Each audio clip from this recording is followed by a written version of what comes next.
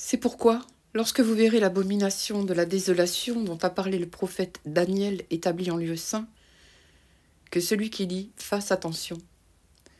Alors que ceux qui seront en Judée fuient dans les montagnes, que celui qui sera sur le toit ne descende pas pour prendre ce qui est dans sa maison, et que celui qui sera dans les champs ne retourne pas en arrière pour prendre son manteau. Malheur aux femmes qui seront enceintes et à celles qui allaiteront en ces jours-là.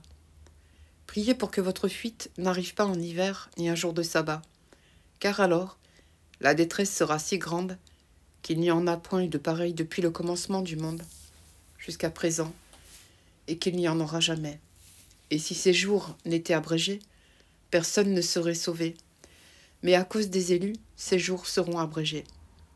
Si quelqu'un vous dit alors « le Christ est ici » ou « il est là », ne le croyez pas, car il s'élèvera de faux Christ et de faux prophètes. Ils feront de grands prodiges et des miracles au point de séduire, s'il était possible, même les élus. Voici, je vous l'ai annoncé d'avance. Si donc on vous dit « Voici, il est dans le désert », n'y allez pas. Voici, il est dans les chambres, ne le croyez pas.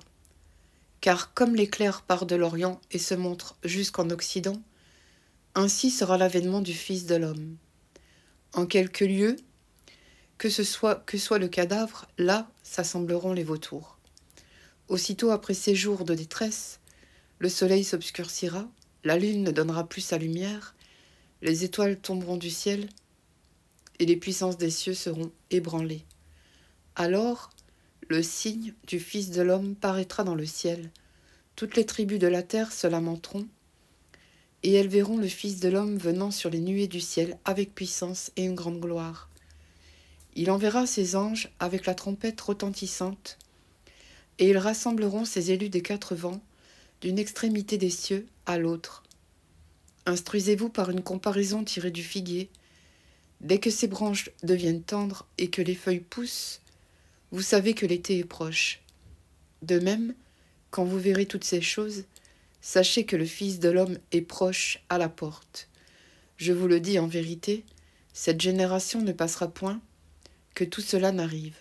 Le ciel et la terre passeront, mais mes paroles ne passeront point.